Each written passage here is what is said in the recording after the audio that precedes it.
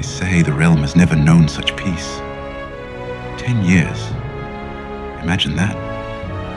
10 years without a war, without a winter, without a Lannister scheming in the shadows. Well, not this Lannister at least. It's quite the sight, really.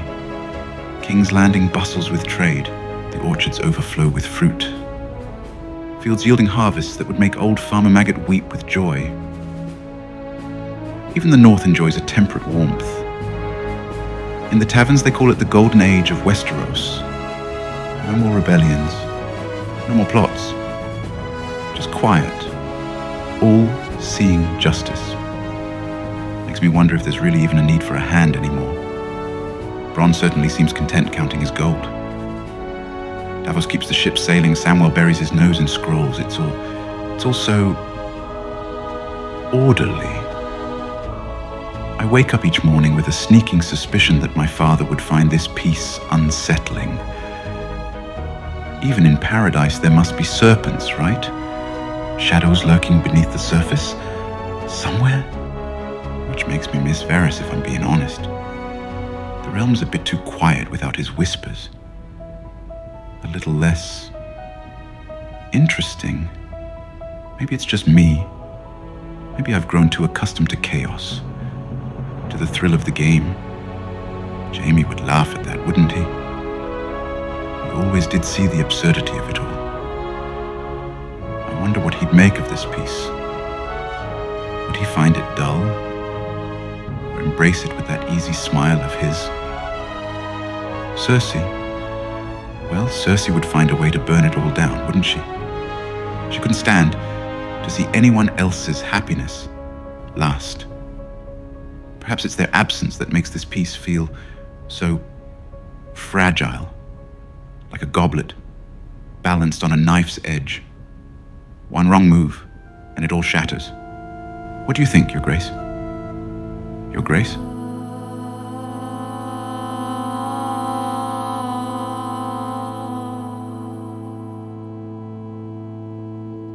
"28 days. 28 days since Bran the Broken vanished, like a wisp of smoke in the wind.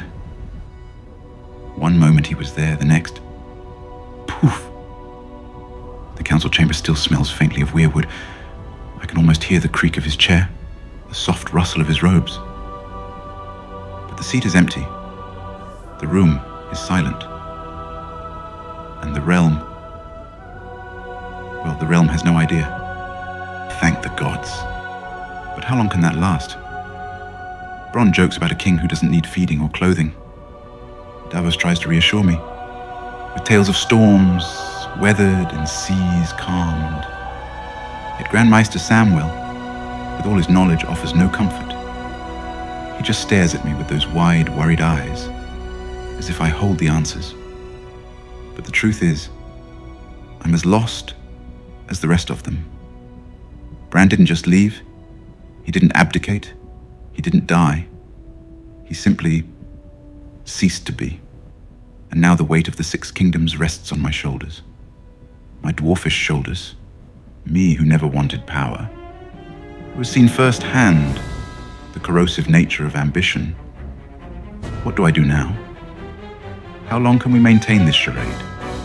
How long before the whispers turn to shouts, the rumors ignite rebellion? How long before Bronn decides that a vacant throne is an opportunity too good to pass up? Or that viper Manfred Martell slithers out of the shadows with a poisoned dagger?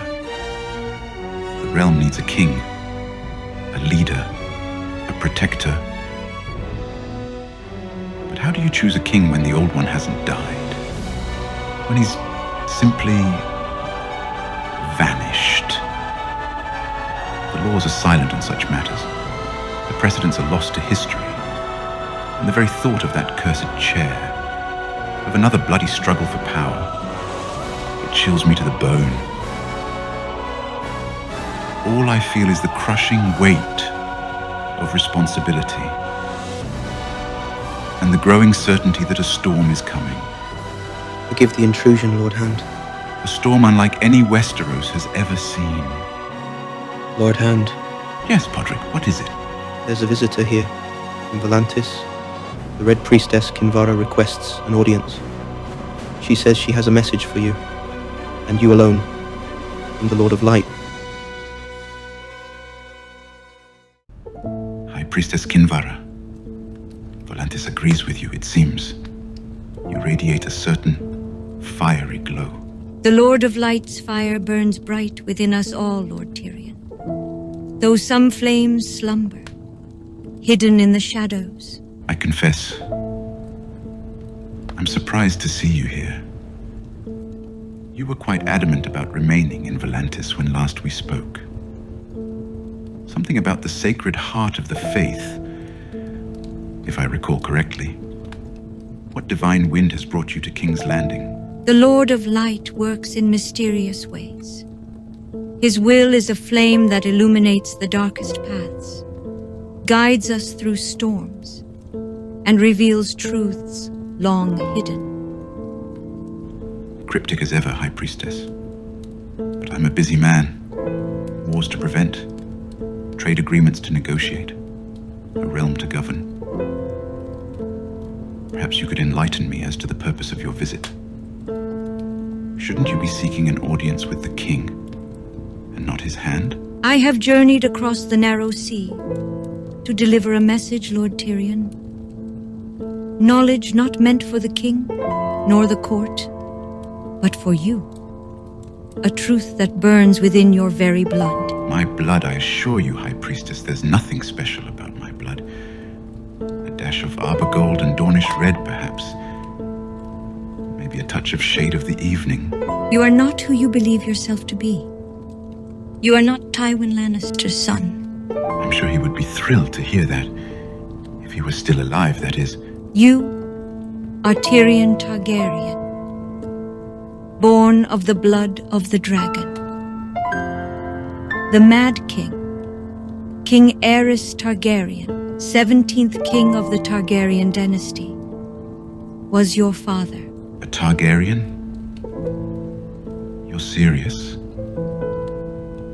Look, I appreciate the dramatic flair, but even for a follower of R'hllor, this seems a bit far-fetched. The Lord of Light does not deal in falsehoods. He revealed this truth to me in the flames. The Mad King lusted after your mother, even as she stood at the side of Tywin Lannister. While she stood at the side of Tywin Lannister? Well, that must have made for some awkward lovemaking. King Aerys was a dragon. Whatever he desired, he would claim for himself. He defiled Joanna, leaving within her a seed of fire in the lion's den. And your father, Lord Tywin, he knew the truth. It festered within him, fueling his hatred. You were a constant reminder of his wife's violation at the hand of the Mad King. Your birth the result of her death. A Targaryen heir he was forced by family honor to raise beneath his roof. A Targaryen? Gods, what a bloody joke. No wonder the old man hated me. He probably wanted to strangle me in the wet nurse's hands before he even saw me, only to discover I was a dwarf too. Imagine that. The look on his face. I wish I could have been there to see it. Oh wait, I was. This is no laughing matter, Lord Tyrion. The world stands on a precipice, teetering on the brink of annihilation. And only you, a Targaryen of the blood of the dragon, can stand against the coming darkness. It is your destiny. Destiny? What destiny does a dwarf have other than to drink and know things? An awakening darkness will soon consume all light and life. He is the stallion who mounts the world, the harbinger of the endless night, the Great Other. The Great Other? Is that what you call it now? The Night King was the Great Other, and we defeated him. You see only the surface. The Night King was but a pawn, a herald of the darkness. The true enemy yet remains, and only you, a Targaryen of the blood of the dragon, can stand against it. Forgive my skepticism, High Priestess Kinvara, but everything you've told me thus far sounds absolutely preposterous. I am a Targaryen. The Night King is but a pawn. We fought your great war. We watched friends die, cities burn. We saw the Night King fall. Winter has ended. If there's another enemy lurking in the shadows, then why hasn't our all-seeing king shared this vision with us? King Bran is gone. Gone? What do you mean? I assure you, High Priestess, King Bran is doing just fine. No. King Bran is lost to us. The three-eyed raven has flown beyond the storm, seeking answers, a way to avert the coming darkness. But the future, it holds its secrets close. He is trapped, Lord Tyrion, lost in a world of grass. A world of grass. It almost sounds more boring than peace. Almost. The great other is coming. I have seen the fires dim. His darkness will enshroud the world forever. Well, that does put a damper on my plans for next week. You are the last dragon, Tyrion Targaryen. You are Azor Ahai, the prince who was promised, reborn amidst salt and smoke, destined to wield the sword of fire that will fight back the darkness. Only you and you alone can save this world from the endless night. I pledge to you my service, my faith, and my life. I pledge to you my service, my faith, and my life. She bows her head, the firelight dancing in her eyes. And I am left speechless. A Targaryen, the prince that was promised. Me? And I'm supposed to believe that? Take it on what? Faith? She sees a hero in the flames? A savior? A dragon? All I see is a dwarf. A man who has always felt more comfortable in the shadows, with a goblet of wine in his hand and a witty remark on his lips. But what if she's right? What if Bran is truly lost, trapped in that world of grass? He was the only one who could learn the truth. And now he's gone, leaving me Hand of the King, protector of the realm. Gods, the irony, the line of succession. It technically leads to me, the dwarf, the outcast, the last Targaryen. The king? Me?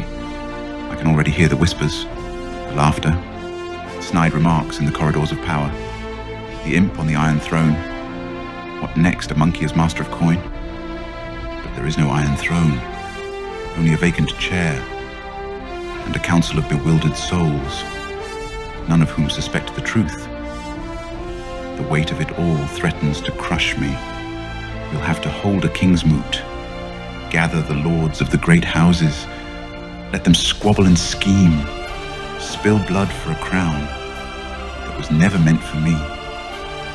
Unless Kinvara is right. Maybe there's a truth to her words, a fire in my blood that I've never acknowledged. She knew about Bran. What else did she know? The prince who was promised. Azor Ahai, a sword of fire to vanquish the darkness. Is this my destiny? I look out the window at the city bathed in the golden light of sunset. A realm at peace. A peace that suddenly feels so fragile, so easily shattered. Perhaps those serpents, those shadows I longed for. Perhaps they were already here, coiled beneath the surface, beneath my skin, waiting to strike. The sky. It's turning a deep crimson like a sea of blood. Perhaps it will rain. And that shape on the horizon, no, it can't be.